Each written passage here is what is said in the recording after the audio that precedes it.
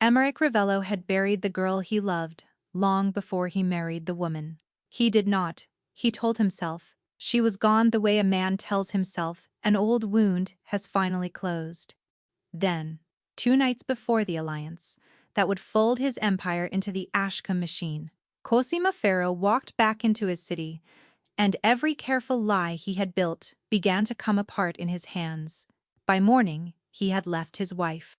He had left the alliance bleeding on the marble behind him, and the next day the one person he had torn his life apart to keep vanished, and the reason she ran would wound him worse than any blade. The house at Feldgrave was the quietest place Emmerich had ever owned, and after 3 years inside its walls, he had come to hate the quiet more than he had ever hated any enemy. It was the quiet of expensive rooms, of thick rugs that ate footsteps, and tall windows that ate sound, a hush paid for in full, and kept like a servant. In 2 days he would stand in the ballroom of that house and sign his family into the hands of the Ashcombes, and everyone called it a marriage, though Emmerich, when he was honest, called it the end of something he could no longer name. He stood at the window of his study with a glass of dark liquor going warm in his hand. Odile was in the East Rooms with her people, deciding the colors of a thing he did not care about. His wife moved through the world like weather over stone, cool and total and impossible to argue with, and in 3 years of marriage he had never once seen her afraid. He respected that. Love had never entered the arrangement, and both had been grateful for its absence. The way two duelists are grateful for an honest distance, there had been a warning, once.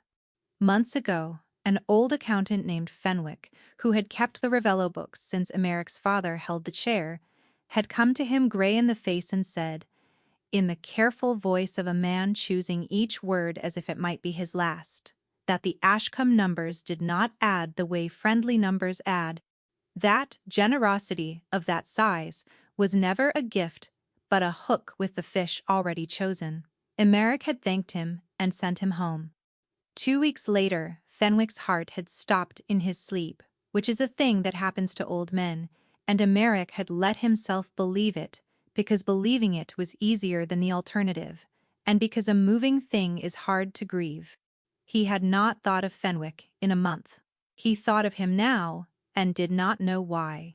On the sill in front of him, where no cleaner was ever permitted to touch, sat a small boat, folded from a scrap of paper, its creases soft and gray with handling.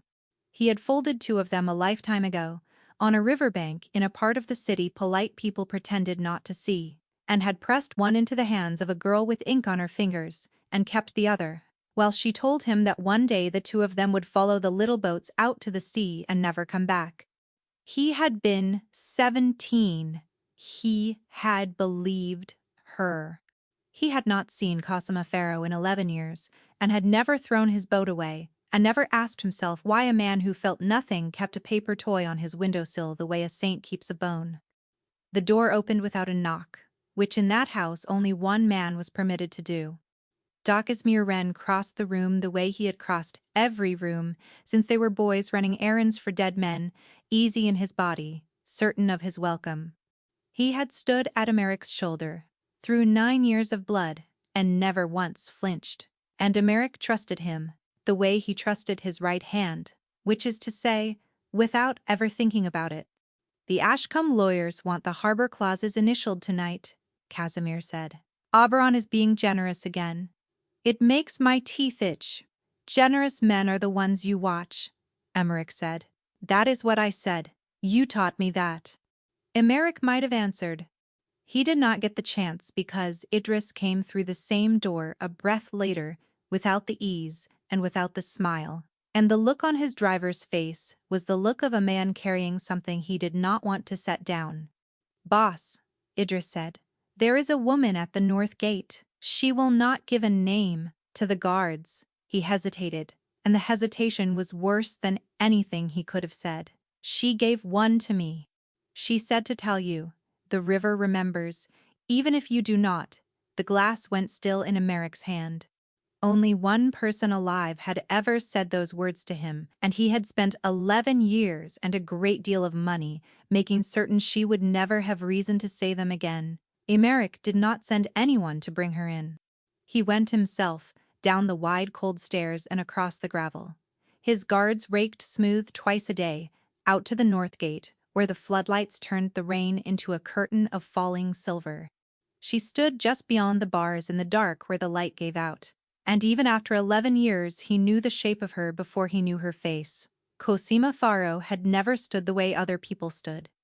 She held herself like someone who had already decided to leave, weight forward, chin level, a runner in the stillness, before the gun. There was gray at her temple now and a thin white line through one eyebrow, and her eyes, when they found his, were exactly as he remembered, and nothing like it, because the softness had gone out of them and something harder had grown in its place. "You look expensive," she said. "You look like trouble." "I have always looked like trouble. You just used to like it." Behind him, gravel shifted. Doc Hazimir had followed at a distance, one hand loose at his side, reading her the way they both read every stranger. For weapons, for wire, for the particular stillness of a person sent to do harm. "Boss," he said quietly. "Whoever she is, this is not the night. Give her to me. I will see she gets home." "She is not a stranger," Emmerich said. "That is not an answer. It is the only one you are getting." Emmerich did not look away from her. "Open the gate." "Do not open the gate," Cosima said, and the certainty in her voice stopped the guard's hand halfway to the latch. She stepped closer to the bars, close enough that the light caught her, and he saw she was soaked through and shaking with a cold gone into the bone, and that she had not come to be let in. "I am not walking into that house. Everything inside it already belongs to them, whether you have signed yet or not." Above them, in the lit window of the east wing, a figure stood watching, straight and unhurried, a glass in her hand. She did not need to. She had told him that morning, in the flat, pleasant tone she used for everything, that she did not care what he did with his nights so long as he stood beside her when the ink went down, and she had meant it, and that was their marriage in a single sentence. His wife watched her husband stand in the rain with another woman and felt nothing, and then she turned back inside to choose the color of the flowers. "Cosima," Emmerich said. 2 days, she went on. "You are giving them 2 days and a church, and your name, and you have told yourself it is the merger. Listen to me the way you used to listen. You are not marrying Odile Ashcombe. You are kneeling down and handing her father the knife, and pointing out to him exactly where your ribs are." The rain filled the silence. Somewhere down the hill a car that did not belong to him idled with its lights off, and Emmerich noticed it the way he noticed everything, and filed it away without knowing yet that it mattered. "Come inside," he said. "Out of the cold. Tell me it. I have told you the only part that keeps you breathing." She was already stepping back toward the black mouth of the road that fell away downhill toward the water, toward the part of the city they had both crawled out of. "The rest is not safe to say standing in their light. If you want it, you know where I will be. You have always known. The only question is whether you still remember the way, or whether you have paid enough men to forget it for you." And then she turned, and she walked away into the dark, and he let her, because 11 years of discipline told him to. The moment she was gone, he understood he had made a mistake he might never be allowed to take back. Down the hill, the car with no lights slid away from the curb and rolled after her, in the same direction she had gone. He waited until the house was asleep, which in his house meant until Odile had gone to her wing and the guards had settled into the long boredom of the late watch. Then Emmerich took a coat with no crest on it, and the keys to the oldest and plainest car in the garage, and he drove down out of Feldgrave alone for the first time in years, down through the good streets and the middling ones, into streets with no name worth putting on a map. The drift began where the streetlights stopped. The city paid to light the places it wanted seen, and it had decided a long time ago that this was not one of them. Emmerich drove past the shuttered cannery where his mother had gutted fish for coins, past the chapel with the caved roof, past the low brick terraces, leaning on one another, like drunks, holding each other upright in the rain. He had sworn, the day he clawed his way out, that he would never come back, and he had kept that promise for 11 years by the simple method of buying enough distance that the past could not reach him. The past had reached him anyway. It always did. He knew where she would be before he let himself think it.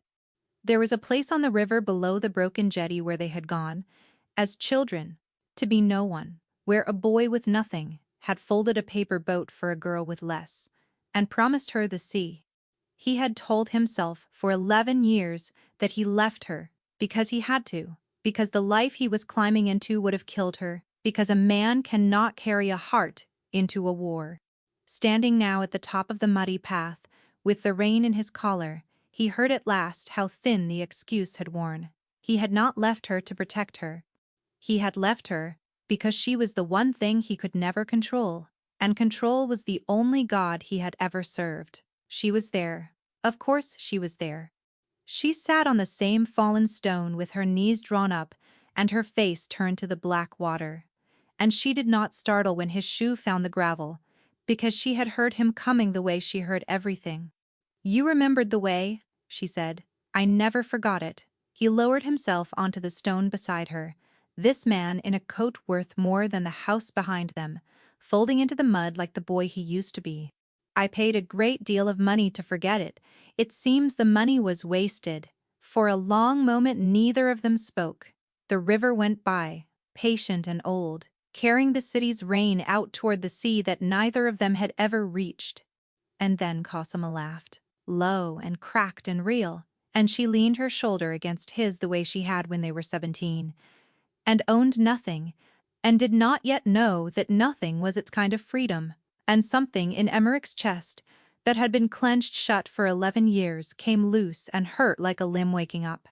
He had sat at the head of long tables and been feared by dangerous men. He had not been touched like that, without wanting and without price, in longer than he could stand to count. "You should not have come to the gate," he said at last, quietly. "No," she agreed, "I should not have. I did the sums first. I could live with your anger. I could live with your wife. I could even live with never seeing your face again." Her voice thinned to almost nothing. "What I could not live with was reading your name in the paper under a photograph of a coffin, and knowing I had held the one thing that might have stopped it and said nothing, because I was afraid." "What thing?" Emmerich said. "Cosima. What do you have?"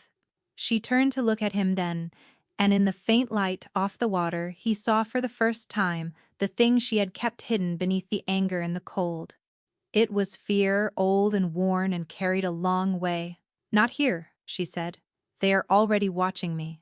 They have been watching me since the day I started asking the questions I should have left alone." And that was when the first pair of headlights swung around the top of the path above them, and then a second, boxing off the only road out, and Cosima was on her feet before he was, because she had spent 11 years learning how to run, while he had spent them learning how to make other people do the running for him. "Too late," she breathed. "Emmerich. They followed you. They followed you, here." Emmerich reached for the weight under his coat, out of 9 years of habit, and found Cosima's hand already on his wrist, stopping him. "No," she said, low and fast. 2 cars means 4 men, at least, and they have the high ground and the only road. You draw here, and we die here. Down. To the water." He did not move for half a breath, because in 9 years, no one had told Emmerich Ravello to run, and the ones who had tried were under the ground.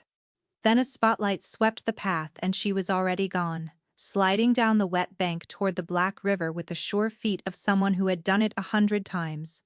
And he understood that if he stayed to fight like a king, he would be a dead one, and he went after her.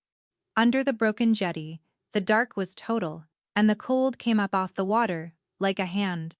Cosima pulled him in behind a rotting pylon and pressed her back flat to the wood, and Emmerich watched her draw a small, blunt pistol from inside her coat and check it by feel, thumb reading the chamber, without ever once looking down at it. Above them, boots came down the path, careless, sure of themselves. A voice said the name of the man who paid them, and it was not a name Emmerich expected, and he filed that away too.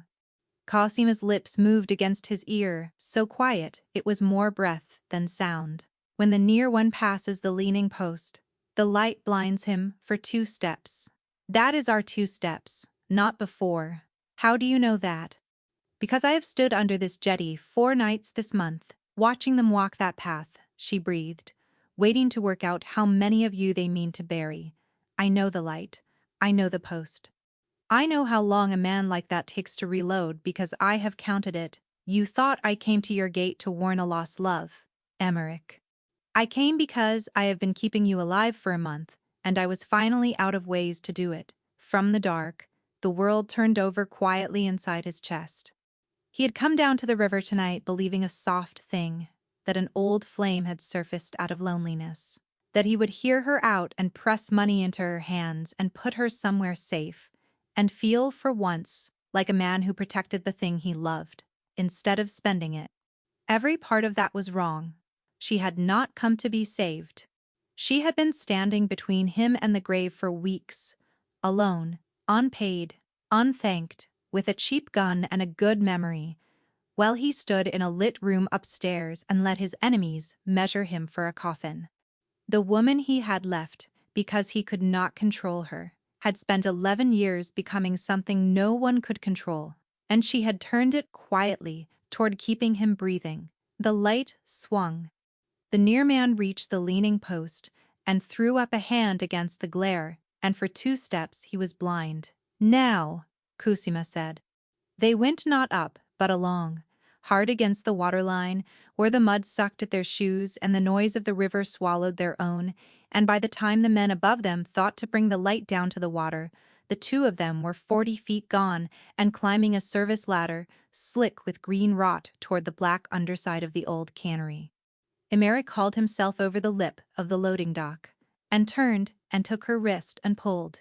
And she came up over the edge and into him, both soaked and shaking and alive. And for one raw second, she stayed there with her hand fisted in his coat, and her forehead dropped against his collarbone. Dry breathing like a swimmer who had touched the bottom and only just come up. You are hurt, he said. His hand had found a wet warmth at her side that was not river water, an old one. She pulled back before he could press it. Torn open running. It is nothing. It is not nothing. Emmerich. She looked up at him and the anger was gone, and what was left underneath it was worse, because it was tired. I have been bleeding a little for a month to keep you from bleeding all at once. Do not stand there now and be horrified. It is a great deal too late for you to be horrified. Below them, on the path, the men had stopped searching the water. One of them was speaking into a phone, calm, reporting failure to someone who apparently did not punish it, which told Emmerich more about the size of the thing arranged against him than any number could. Whoever owned those men was not afraid of losing a few, which meant they owned enough.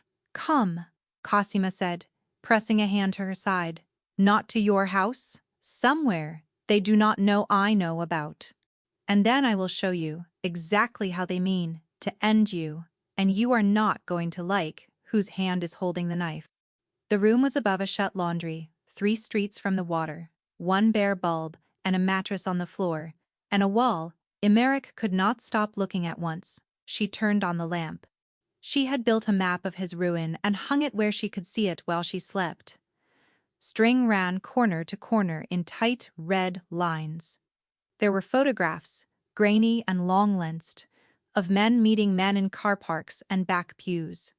There were pages of figures, copied out by hand in her small square writing. There were shipping dates, account numbers, the crest of the Ashcombe Bank clipped from a letterhead, and at the center of it, ringed twice in red, a single word that was not a name, but a place, the harbor. Sit, she said. You are swaying. He did not sit. He walked the length of the wall, the way he would have walked a battlefield after. Where did you get this? Some of it I stole. Some of it I was given by frightened people, who would deny to your face they ever spoke to me. Some of it I worked out alone at 3 in the morning because no one else was doing the sum. She lowered herself onto the edge of the mattress, one arm banded across her wounded side. You have been told this is a marriage. It is not. Oberon Ashcombe does not take wives into his family. He takes companies apart and keeps the pieces that still work. Odile is not your bride, Emmerich. She is the inventory clerk. The wedding is the day he legally puts his hand around your harbor, and 2 days after that, you have an accident, and your grieving widow inherits a set of docks she has already promised to her father, and no one anywhere writes the word murder. The harbor is mine. The deed is mine. A wife does not change that. A dead man's wife changes everything, and you know it, or you would not have gone so pale. She nodded at the wall. Look at the dates. He has already sold your births. He sold them 3 months ago, before you ever shook his hand, to men who move things no honest port will touch. He cannot deliver what he sold while you are alive. To say no, that is it. That is the entire shape of your death, and it fits in one sentence. And the sentence is that you were worth more to him as a widow's dowry than as an ally. Emmerich stood still. The rain had followed them here and ran down the black window. He thought of Fenwick, gray in the face, choosing his last careful words. He thought of the old man's heart stopping so conveniently in the night. He had let himself believe it. He had wanted to believe it, because the wedding was easier than the war. There is worse, Cosima said, and her voice went gentle in the way that frightens brave men, because gentleness from her had always meant the blade was already in. None of it works without a door held open from the inside. Ashcombe's men have never once had to guess. They knew where Fenwick would be. They knew which car you would take tonight. They knew this river. She looked at him, and she made herself say it plainly. Because she loved him too much to let it land soft. You have a man at your right hand who has been at it since before I came back. The one who told you tonight was not the night. The one who offered to take me home. It is Casimir, Emmerich. It has always been Casimir. Everything in Emmerich went cold and level, the way the sea goes flat in the worst moment before the worst weather. He did not shout. He had never in his life been more dangerous than he was in the silence that followed. Say the proof, he said. She reached under the mattress and drew out a slim envelope soft from handling, and held it out to him, with a hand that had finally, after everything, begun to shake. His account, his signature, his money, coming out of Ashcombe's bank, on the day Fenwick died. I did not want it to be him. I know what he is to you. I sat here 3 nights not wanting it to be him, she swallowed. But I did not walk 11 years back into your life to hand you a comfortable lie. I came to hand you the true one, even though the true one is going to cut your heart out. That is the difference between me and everyone in that house on the hill. They will tell you what keeps you calm. I will only ever tell you what keeps you breathing. Emmerich took the envelope. He did not open it. He did not have to. He looked at the woman bleeding on a stranger's mattress, under a wall of his undoing, who had carried this to him at the cost of everything, and had asked him for nothing, and he understood at last, far too late, the exact size of the thing he had thrown into the river when he walked away from her. Take a moment now to subscribe, before we go on, and stay with me, because everything Emmerich is about to do, he does, with her name behind his teeth. He did not go home to think. Thinking was the luxury of men who had time, and he no longer did. He made Cosima swear to bolt the door and stay off her feet, and she told him she had never once done what he said, and did not intend to start. And then she pressed the envelope back into his hands and said quietly, "Go," and he went. The house at Feldgrave was lit for a wedding when he came up the hill in the gray before dawn. There were vans in the forecourt and men threading pale flowers through the iron, and the whole cold machine of it rolled on without him, indifferent, already half his enemies. He walked through it, and the workers stepped out of his way, and he did not see them. He went up the wide stairs he had climbed 10,000 times, and down the corridor to the east wing, and he opened his wife's door without knocking. because he had finally understood that it had never been his wife's door, only Oberon Ashcomb's. One room in a house the man already believed he owned. Odile was awake. She was always awake. She sat at the glass with her pale hair down and did not turn. "You have mud on my floor," she said to his reflection, "and river on your coat. You might at least have washed her off before you came to me." "I know about the harbor," Emmerich said. For the first time in 3 years he watched something move behind his wife's eyes. It was not fear. Odile Ashcombe did not have the equipment for fear. It was calculation, swift and cold. A clerk running the new figures, and the speed of it told him Cosima had been down to the grain. She did not ask what he meant. She did not pretend. She only set down her comb, and folded her hands, and looked at him in the glass, with something that was almost terribly respect. "Then you also know it is finished," she said. "Whatever you do to me this morning, my father sold your docks in the spring. You are a signature he has not collected yet. That is all you have ever been. You may rage if it helps you. It changes nothing. It changes everything." Emmerich set the envelope on her glass, unopened, where she could see the shape of what he carried and would never be allowed to touch. "There is no wedding, Odile. Tell your father the ports are shut. Tell him the man he bought is not for sale after all. Tell him the accountant he killed left a longer paper than he thought, and that it is not in this house, and that he will never find where it sleeps. And tell him one more thing. Tell him that the woman he sent men to silence at the river last night walked out of it, and that she is the reason he is going to lose everything, and that her name is Cosima Farrow, and that he should have been more afraid of the girl from the drift than of any king on any hill." "You're throwing away an empire," Odile said. "For a woman in a rented room." She said it without heat, the way she said everything, and that was what made it land. "You do not even know if she will stay." Emmerich stopped in the doorway. It was the one true thing anyone had said to him all night, and it went into him further than any of Ashcombe's men could have. "No," he said, "I do not. But I spent 11 years being certain she was better off without me, and being certain was the most expensive mistake of my life. I am done being certain. I would rather be ruined and wrong beside her than safe and right in this house." He left his wife at her glass in a house full of flowers for a marriage that would never happen, and he walked out into the raw gray morning, a poorer and far more dangerous man than he had been the night before. And for the first time since he was 17 years old and standing on a riverbank with ink on a girl's fingers, Emmerich Ravello felt entirely, brutally awake. He drove back down to the laundry, with the dawn coming up pink over the water, to tell her it was done, that he had chosen, that he had burned the whole hill to the ground, and would build whatever came next on her side of the river or not. The door at the top of the stairs stood open. The room was empty. The mattress was bare. The wall was stripped to nothing, every string and photograph and figure gone as if it had never hung there.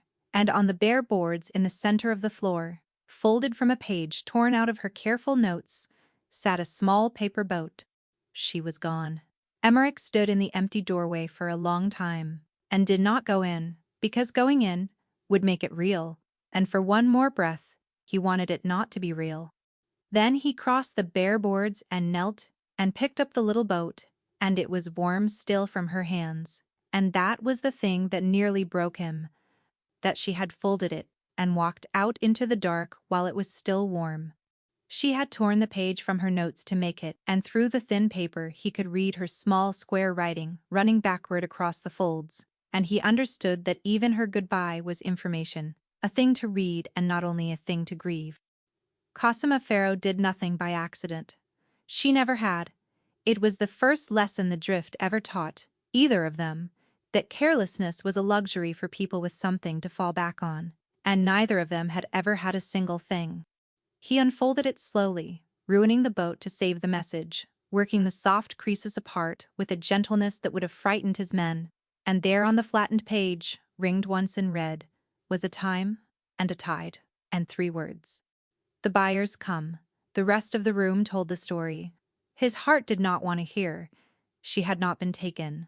There was no sign of a struggle, no blood but her old stain on the mattress ticking, no chair knocked down. She had stripped the wall herself, careful and complete, the way a soldier strikes a camp, meant never to be found.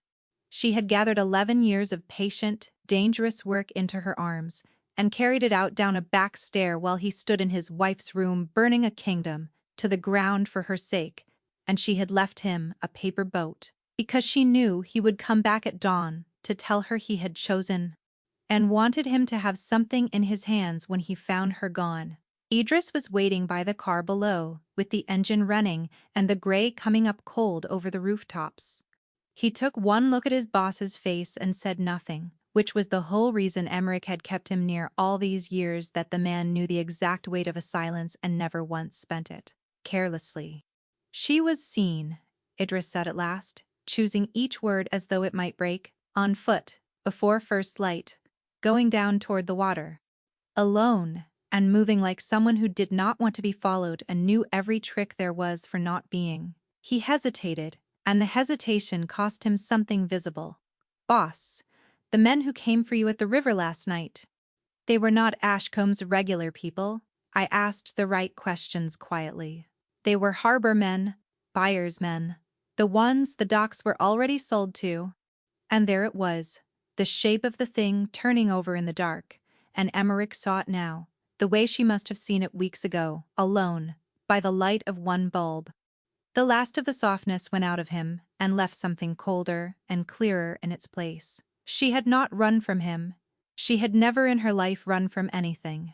She had run ahead of him, straight at the one door that could shut this for good, because as long as she stood at his side, the buyer's men would find him through her, and because she had one last card to turn, and it only worked if the watching city believed the widower was alone and grieving on his hill. "She did not leave me," Emmerich said, and it was not comfort, it was cold arithmetic, and it was the first true thing he had felt since he found the room stripped bare. "She left, so they would hunt her instead of me. She has gone down to the harbor to finish it herself, tonight, before I can reach her and spoil it. Then she is going to die there," Idris said quietly. "Alone?" "No."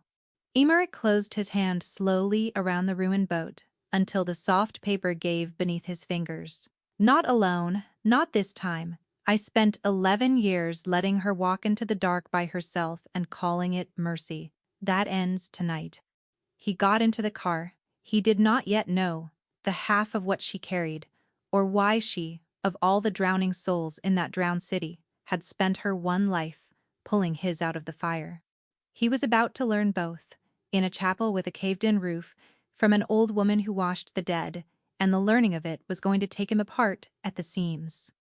He went where a man goes when he wants the truth about a woman the world has quietly agreed to forget. He went back down into the drift, to the low chapel with the caved roof, where the rain came through onto the flagstones in a thin gray curtain, to an old woman named Perpetua who had washed the dead of that parish for 50 years and owed nothing to anyone standing on any hill. She did not rise when he came in.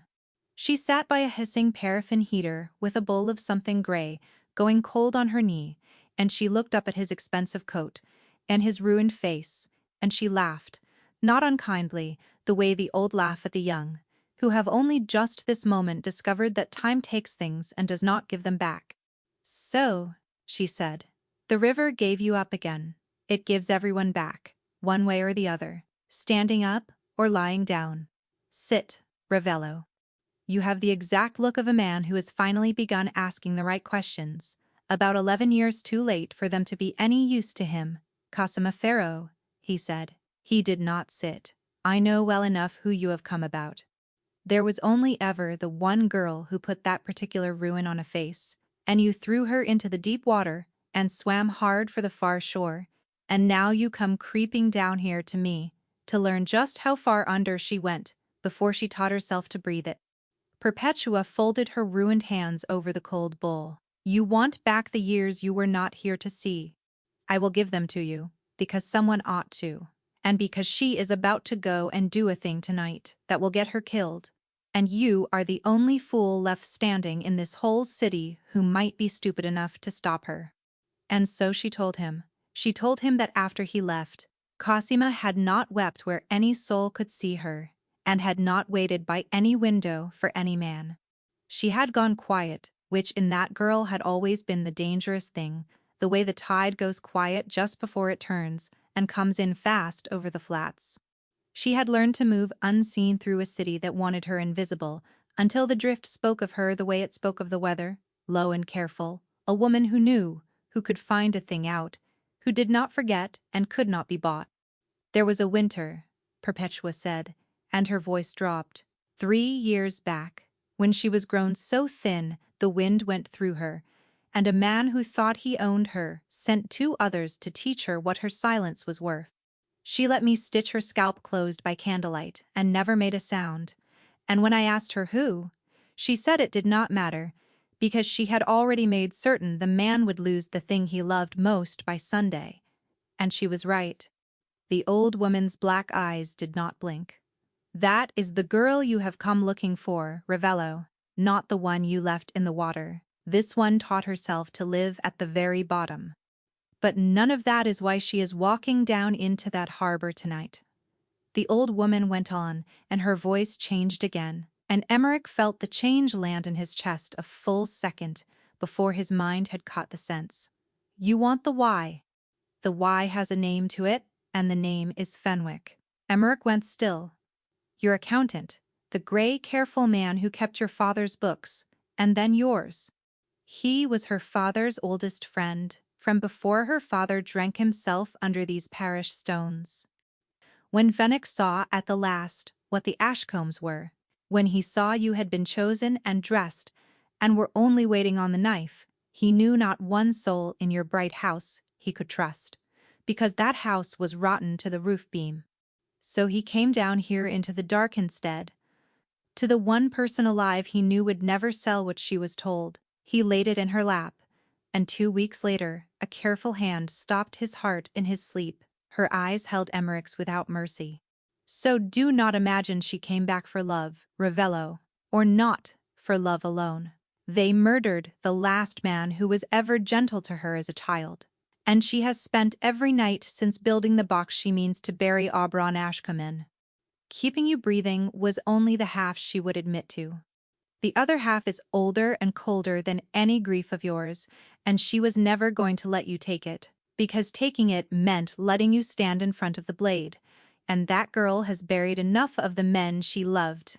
He found her, the way he should have found her 11 years before, not with men and money and a head of security, but by going alone to the last place they had ever once been happy, and waiting there in the cold. She came up off the water road at dusk, with a canvas bag slung over one shoulder and her hand pressed flat and hard to her wounded side. And when she saw him standing there, gray, against the grayer, failing sky, she stopped dead in the middle of the road. And for one unguarded moment, the whole ghost broker's mask slid clean off her face and left behind only a woman who was tired down to the marrow of her bones and hurt, and underneath it, terribly, humanly afraid. "You were supposed to be up on your hill grieving," she said. "That was the entire point of my leaving you the way I did. They watch you, Emmerich, every hour. If you are alone and broken, they grow careless, and careless is the only thing that gives me my opening. If you are here, standing in this road with me, then they know, and the plan is already dead, and so am I. And so, in about 2 days' time, are you. You told me, at the river," he said, "that the one difference between you and every soul in that house on the hill was that you would only ever tell me the thing that keeps me breathing." He took one slow step toward her. "So here is the thing that keeps you breathing, Cosima Farrow. You are not doing this alone. Not the harbor, not Ashcombe, not Fenwick, whom I did not even have the decency to grieve. You have carried the whole weight of it by yourself for 11 years, because I taught you the world by leaving you standing in the worst of it, and I am finished being the lesson you learned. Whatever you are walking into tonight, I walk into it at your shoulder, or I sit down in this road and let the two of us be found together. Choose. She looked at him for a cracked moment. This woman who had spent 11 whole years teaching herself in blood and cold that staying earns you nothing, and that leaving keeps you alive one more night. You will only slow me down, she said. Will. And her voice broke clean through the middle on the last word of it, and she did not step away from him. They laid it out on the cold hood of the old car by the shaking light of a failing pocket torch, two people of the drift plotting the fall of a king, and for the first time in 11 long years, it was the two of them, shoulder set against shoulder. Exactly the way the boy and the girl on the riverbank had once sworn blind they would one day take on the whole wide, indifferent world and win. Tonight the buyers come to inspect what Ashcombe sold them, Cosima said, drawing the shape of the harbor in the grime on the hood. Berth 9. Deep water. No cameras that work. One road in and the sea at its back. They come to see the docks are real before the last of the money moves. Auburn will be there in a good coat to take their coin. She tapped the grime twice. And every man on that dock is theirs, not his, which is the one fact his pride never let him understand. He believes he sold them a harbor. What he did was walk the coast's most dangerous men onto ground he cannot deliver, because you are still alive to hold the deed. The moment they learn that, he stops being their partner. He becomes their debtor. And men like these do not take a debt of that size to law. You mean to tell them, Emmerich said. I mean to let them find out. There is all the difference between the two. She did not look up from the map, in the dirt.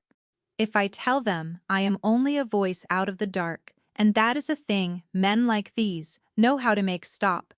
But if they discover it themselves, on your dock, with Oberon close enough to touch and his lies scattered white at their boots, then it is his blood that answers the debt, not ours.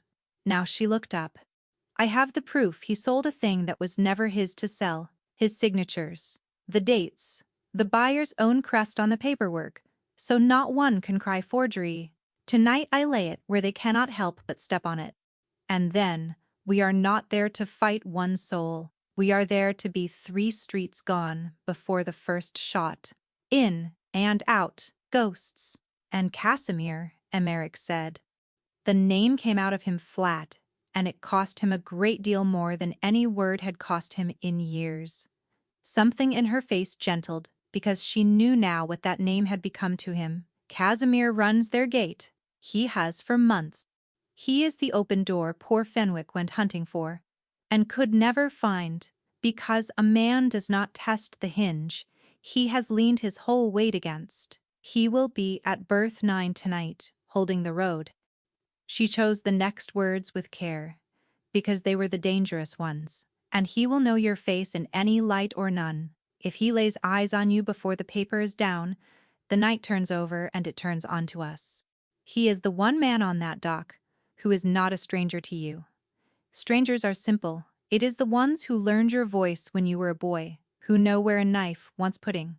He thought of Casimir Wren crossing every room of his life since the two of them were half-starved children, running errands for men already 3 days dead, easy always in his welcome, certain always of his place at the shoulder.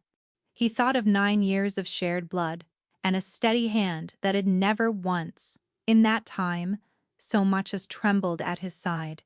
And he understood now, standing there in the cold by the failing torch, that the hand had never trembled for the plainest reason in the world, which was that it had already long ago been sold, quietly to a better bidder, and had only been standing there patiently at his shoulder ever since, waiting for the day it would finally be asked to close.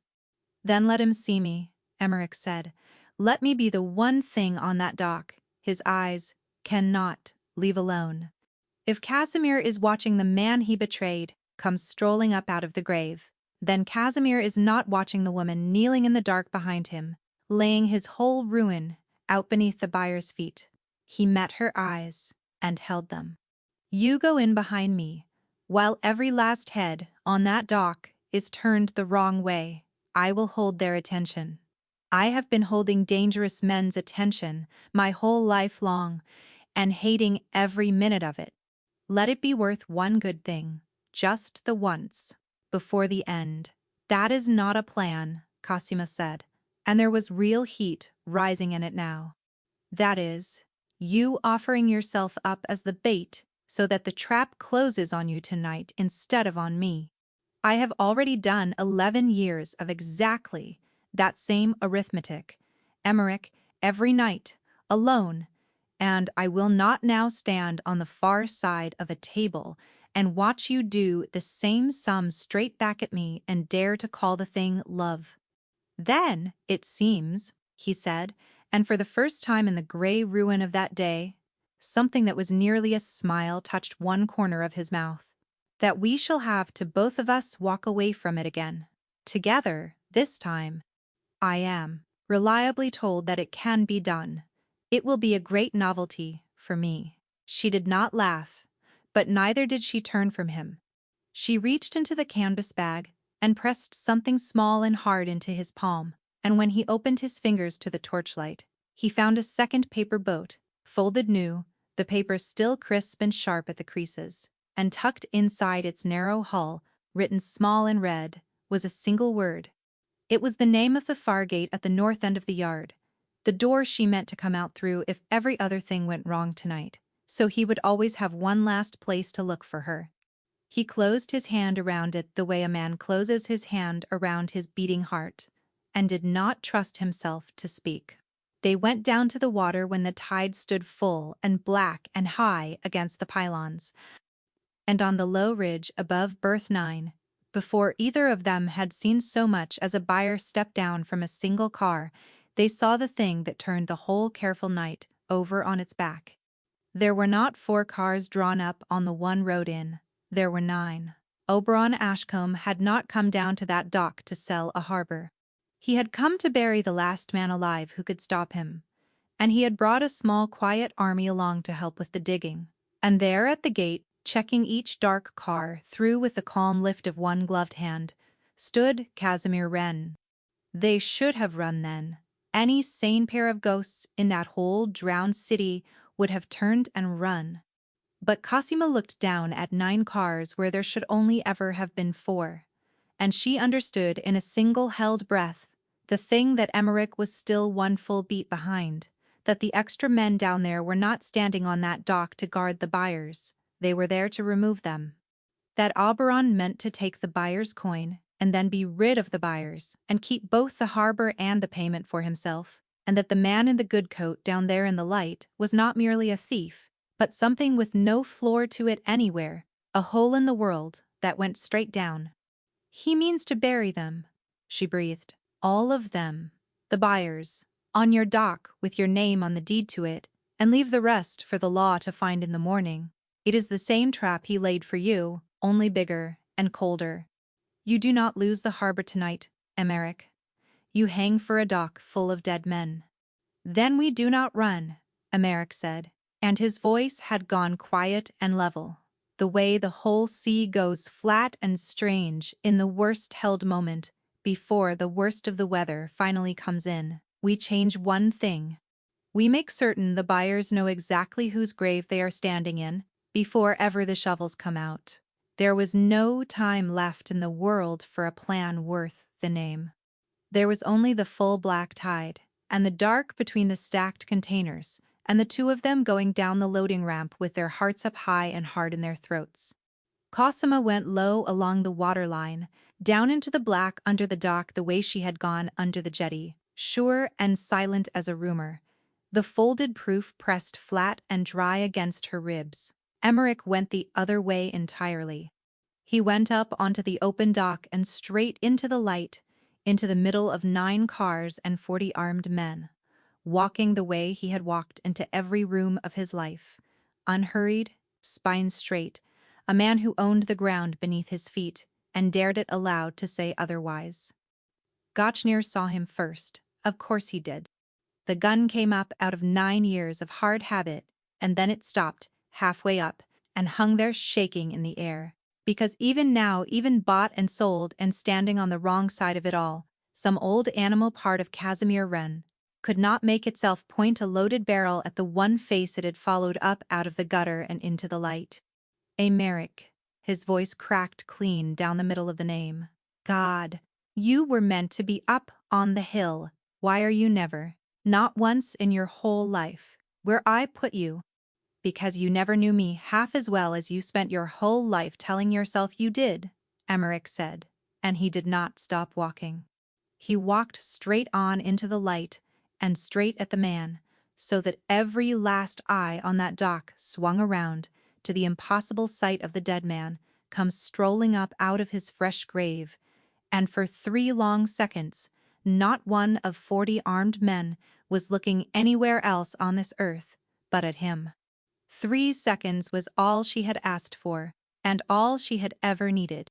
Aubrey Ashcombe stepped out from between 2 of the cars, with his smile already fixed and waiting on his face, the easy, untroubled smile of a man who had planned carefully against every face in the wide world but this one. "Ravello," he said, and spread his gloved hands wide, as if in some kind of welcome. "You are a remarkably difficult harvest. I will grant you that much, before the end of it." He lifted one hand toward his men, slow and certain, a man conducting a piece of music he had already heard the whole way through in his head. "But you are one man, and you have walked yourself onto my dock entirely alone, and, that Ravello, was foolish, even for you." "He did not come alone," said a cold voice out of the dark down at the waterline. Every head on the dock turned a second time, and there, rising slowly up at the edge of the light with a fistful of white paper held high over her head, stood Cosima Farrow, and she was not looking at Auberon Ashcombe. She had turned her whole back on the man. She was speaking straight to the buyers. "He sold you berths that were never once his to sell," she called out, and her voice carried flat and clear across the black water the way a struck bell carries out over a sleeping harbor. "The deed to every foot of this dock is Ravello's. It always was. An honest man named Fenwick died, proving exactly that, and I have finished the proving for him.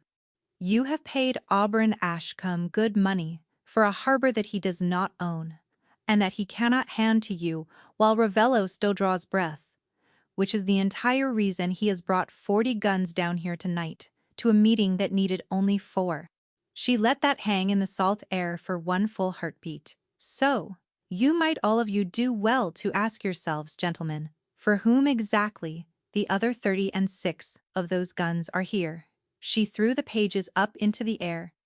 They went up bright, and turning into the hard glare of the dock lights, and came scattering back down across the wet black boards, among the buyer's own boots, signatures, and dates and their crest all staring up at them out of the dark, and she said the last of it almost softly, and somehow the softness of it was the loudest thing on the entire dock. "He was never once going to let a single man among you leave this place alive with what you came here to buy. Count the guns, gentlemen, and then you tell me that I am lying." For 1 heartbeat, the harbor hung perfectly still. Then a buyer bent down and lifted a page and read it, and raised his head to look at Auberon Ashcombe with the flat, dead eyes of a man who has just understood why he was invited somewhere so quiet and so far from the road, and the careful murder Auberon had built came apart into something no hand could steer. Guns swung inward. Auberon cracked out an order that not one man obeyed, because no soul left standing knew whose men were whose. A wild shot punched into a container, a hand's breadth from where Cosima crouched in the dark, and Merrick lunged toward the sound before his mind had named the fear, which was how Casimir, in the same instant, got a fist into his collar and pressed the barrel up beneath his jaw, because if the world was going down into the water tonight, he meant to carry off the one thing he had been paid so dearly to take. "I am sorry," Casimir said, and the terrible thing, the thing that Emmerich would carry with him for years after, was that the man so plainly and completely meant it. "You were never meant to see the river. You were meant to marry her and go soft and quiet in your sleep, and never once know a thing about any of it. I would have kept it clean. I would have made it kind." That was what I ever asked them for. In the end, only that it be kind. You kept it, Emmerich said, without moving so much as a muscle. For money. I kept it because you are always going to be the one at the head of the long table, Casimir said, and 11 years of quietly swallowed poison came rising up all at once into his cracking voice. And I was always going to be the hand standing there at your shoulder. And there comes a morning at last, Emmerich, in a man's one life, when he grows tired to death of being nothing more than the hand. He never finished the thought. Cosima came up out of the dark at his back, with the flat, calm economy of a woman who had counted this one exact motion out 100 sleepless nights beneath the jetty. And she did not kill him, because she had promised Emmerich the choosing of that, but she put him down hard, and clean, and certain. And she took the gun clean out of the equation. And Casimir Wren folded down slowly onto the wet blackboards of the dock he had sold his oldest friend in the world, to buy, disarmed and undone, staring up at the two of them out of the same black drift that he had spent his whole life clawing and betraying to escape. Now we go, Cosima said, already hauling Emmerich back hard by the arm toward the black water, as the first true shots cracked and flared between the cars behind them. Now, while they finish the last piece of our work for us. This is the part of the night, Emmerich, where the ghosts leave. They came up off the waterline 3 streets away, soaked clean through to the skin, and gasping, and impossibly, wholly alive. And behind them the whole harbor was a bowl of white light and cracking noise as the most dangerous man on the coast discovered, in full, precisely what it was that Oberon Ashcombe had tried to sell them, and settled the whole account between themselves in the only coin such men have ever kept. Emmerich did not send a single one of his men back into it. He did not need to. He had learned the deepest lesson of his entire life long ago on a riverbank at 17, and it was this, that the cruelest thing you can ever do to a proud man is not to raise your hand against him, but to step quietly aside and let the plain truth arrive to him on its 2 feet. And Oberon Ashcombe was, at that exact moment, being arrived at by a great deal of truth all at once, in the dark, with the cold tide coming in over his good shoes. But there was one last call still left in the world to make, and Emmerich made it at dawn, standing at the cracked window of the room above the shut laundry, with the gray light climbing slow up the far side of the water, and Cosima asleep at last on the bare mattress behind him, her breathing finally gone deep and even. The long grinding fever of that terrible month broken clean through at last. Odile answered on the second ring. She did not sound like a woman whose father's whole empire had burned down to the pilings in the night. She sounded as she had always sounded, like a clerk who had already opened a fresh, clean ledger and begun to enter the new figures into it. "He is finished," she said, before Emmerich had spoken a word. "The buyers have his name in their mouths now, and there is not 1 foot of this entire coast left where the man can safely stand. You have ruined my family, Ravello, root and branch and seed, and you managed it without ever once raising your hand to it, and I find, to my considerable surprise, that I respect it." "I did not ruin your family," Emmerich said, watching the light climb steadily up the far gray rooftops. "Your father did that himself. In the spring, on the day he sold a thing he did not own, to men he had no earthly hope of cheating twice. All that I did in the end was decline to die quietly on the pleasant little schedule he had drawn up for me. There is a difference between those 2 things, Odile, a great one, and your father is going to have a long and a quiet while now in which to sit and consider it." There was a pause on the line, the smallest one. "And me," she said. "What is it that happens now to me?" "Nothing happens to you," Emmerich said. And to his faint surprise, he found he meant it. "You were a clerk in a transaction, and the transaction is void, and it has no use for its clerk.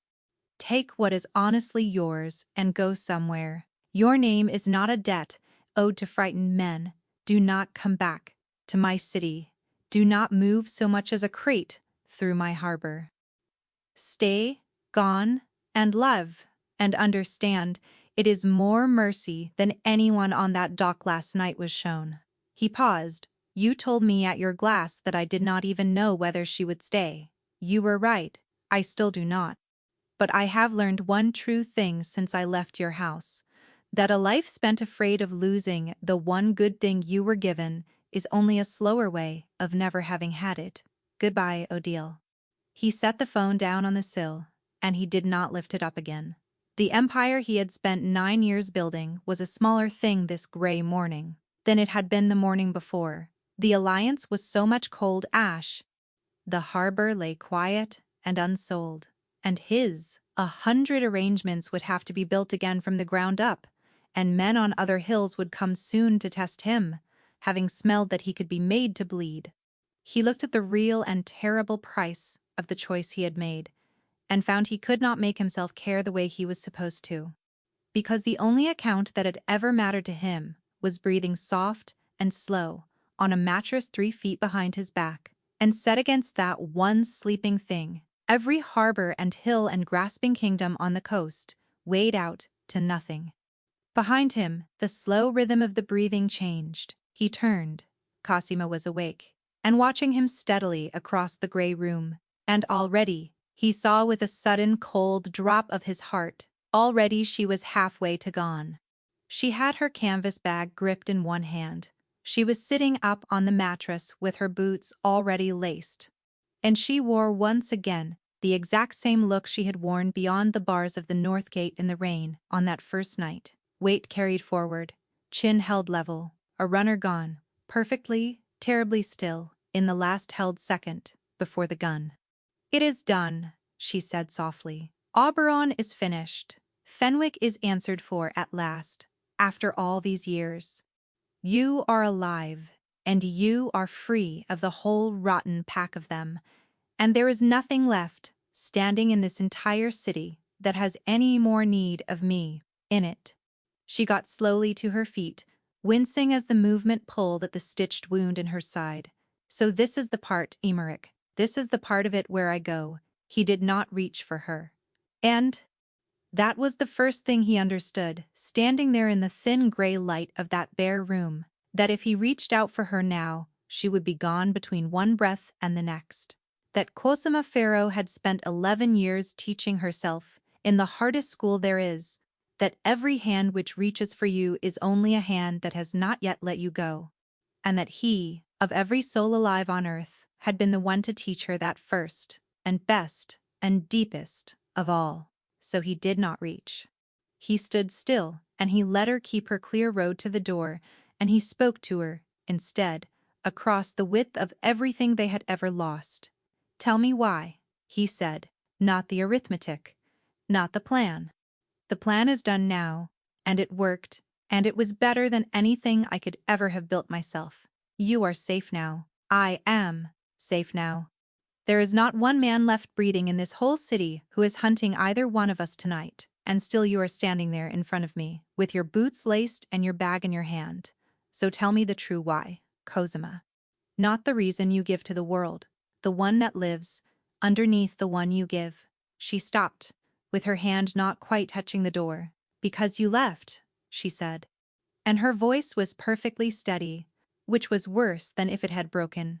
You want the truth beneath the truth. 11 years ago, you stood on that same riverbank and decided all on your own that you loved me too much to carry me into your war, and you left me standing in the water, and you were gentle about it, and gentle. And Merrick is the cruelest thing there is, because it leaves a person nothing to hate. I have spent 11 years since teaching myself how to want nothing, because wanting was what you left me holding when you walked up that bank, and it near killed me, and I am good at it now. I am the best there is. And if I stay here 1 hour longer, with you looking at me the way you are now, then I have to unlearn every bit of it at once, and I do not think I can survive learning how to want you twice. I was wrong, Emmerich said. I know well that you were wrong. Knowing it does not hand me back the years. No. He took one step, only the one, and made himself stop. It does not. Nothing hands a person back the years. I have spent all of mine being the most careful man in this careful city. Cosima, careful of my back, careful of my books, careful, most of all, of my heart. Because I decided long ago, on that same cold bank, that to love a thing was the same as drawing your enemy a map to the soft place between your ribs.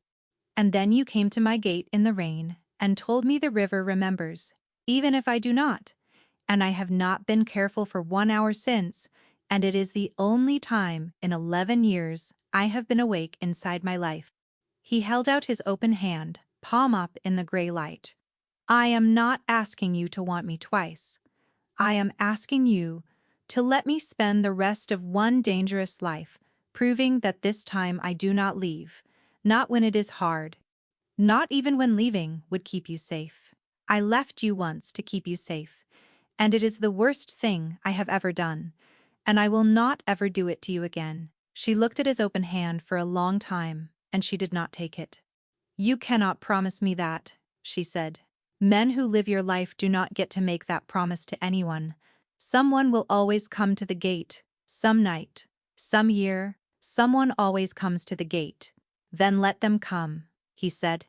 Let everyone come. I would rather stand at that gate at your side and lose it all, than sit alone and safe up on my hill and win. I have already done all the winning there is to do, Cosima. I have a house full of white flowers, and a wife who never in 3 years felt a single thing, and an empire I cannot even remember choosing, and it is the emptiest thing I have ever held. You are the only thing I was ever given that I did not first have to take by force from someone weaker. Stay. Be the one account in the world that no man is allowed to touch. Stay and let me be. Just the once before I die. The thing that does not walk away.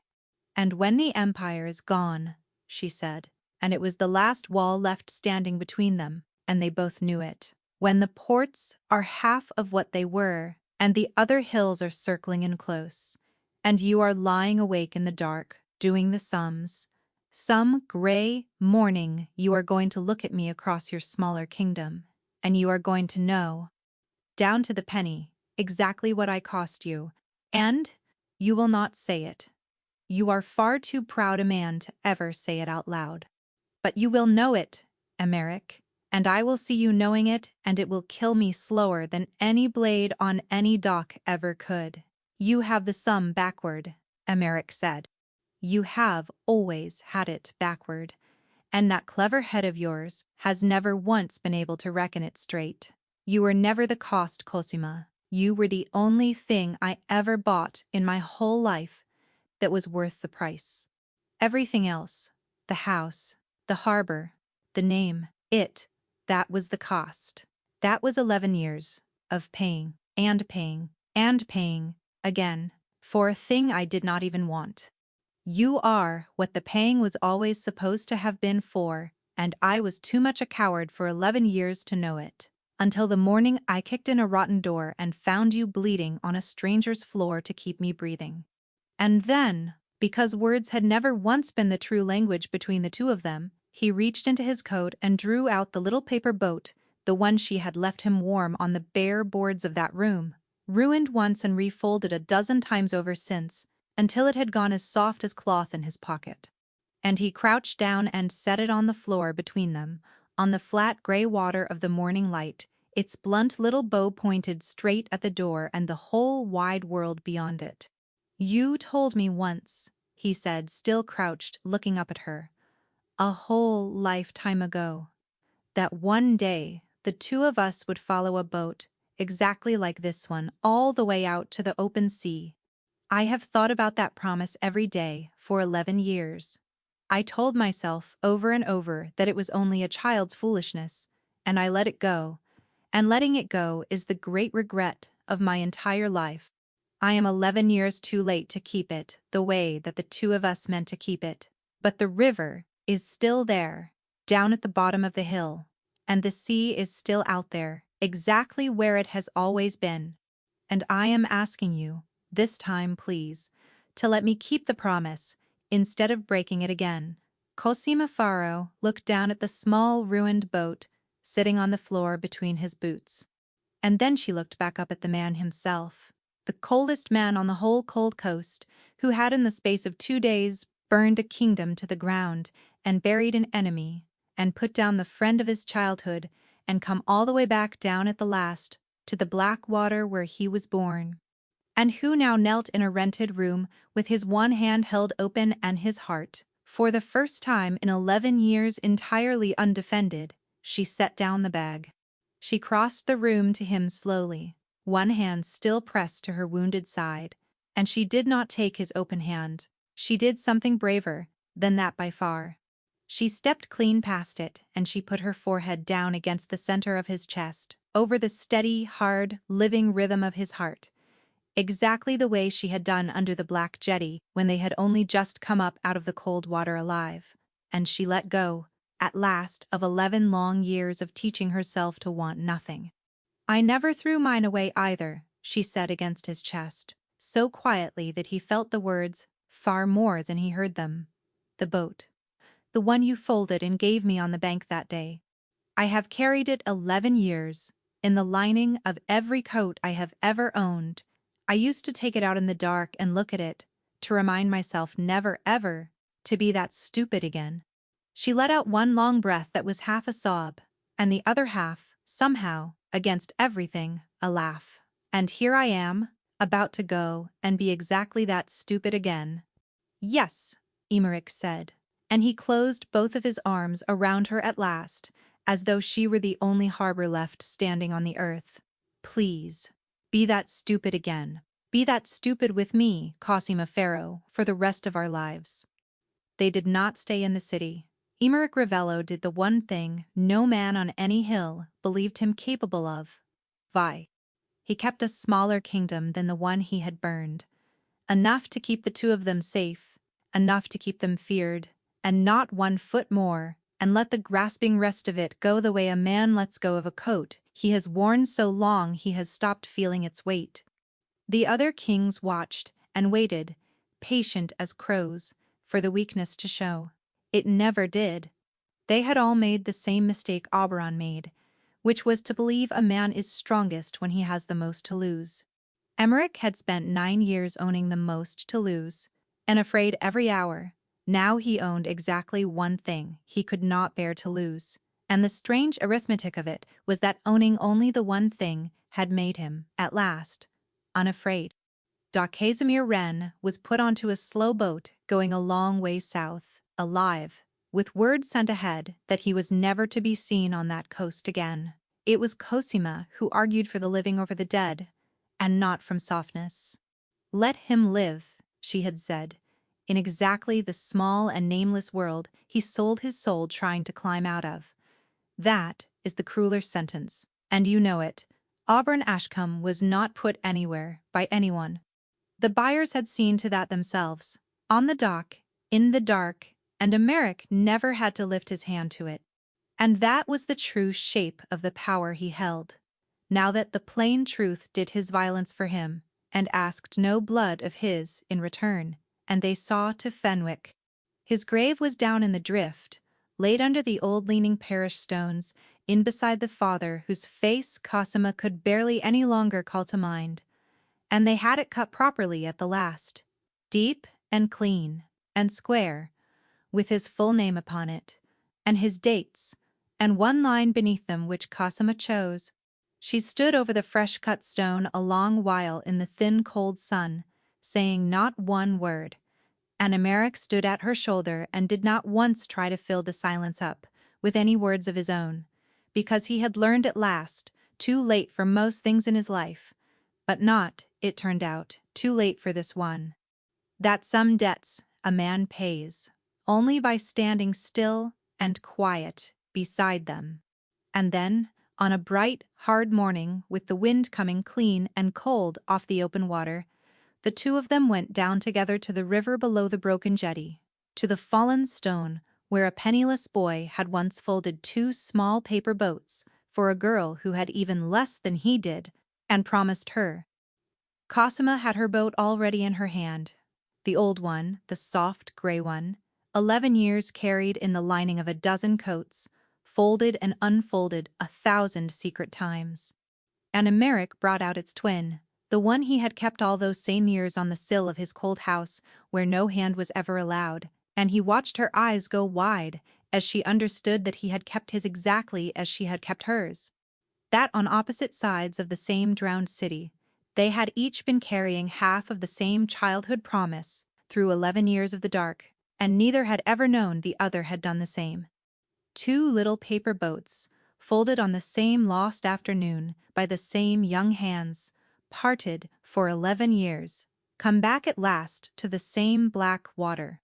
They knelt down together at the waterline, the two of them, two children of the drift who had clawed their way up and out of it and been nearly broken in half by the climbing, and who had found, at the absolute bottom of everything that they owned, and side by side, the two hulls just barely touching, they set the two paper boats down onto the moving water. "Never come back," Cosima said, watching the two small pale shapes take the current. It was not a grief in her voice this time. It was the old promise itself, the one from the bank, spoken aloud at last, and finally, after everything, kept. "Never come back," Emmerich agreed, and he took her hand into his own, and this time he did not let it go. And the two paper boats turned once together in the slow dark pull of the river, bow to bow, and caught at last the deep cold current running out, and went away steady and small and unhurried, out toward the wide gray sea that had been waiting so patiently for them both for 11 long years. He had left his wife for his first love, and the next day she had walked away forever. What the watching city never understood, what they would go on whispering about on their high dry hills for years to come, was that she had never walked away from him. She had walked ahead of him, out into the dark, alone, to clear a road he could follow, and the only forever she had ever meant by it was the kind that runs both ways. He had spent his whole life learning how to take. She taught him, there at the end of it, the one thing the drift had never in all its cruelty managed to beat out of either of them, which is that the bravest thing a hunted soul can ever do is to stop its running long enough and stand still enough to let itself at last be found. And that is the true story of how the coldest man on the coast lost an entire empire in a single night and gained the one thing he had ever once folded out of paper and set upon the water and prayed, without ever letting himself admit that he was praying, would somehow, someday, find its way back into his open hands. If this story reached something in you, if you have ever loved someone enough to let them walk away into the dark, or been brave enough to stop running and let yourself be found, then stay with me. Tell me, down in the comments, the moment that held you hardest, and the woman at the gate in the rain, the empty room at dawn, or the two boats side by side on the water. Leave a like if Cosima's walk broke your heart before it mended it, and subscribe, because the next story is already folded and waiting to be set upon the water. I will see you there.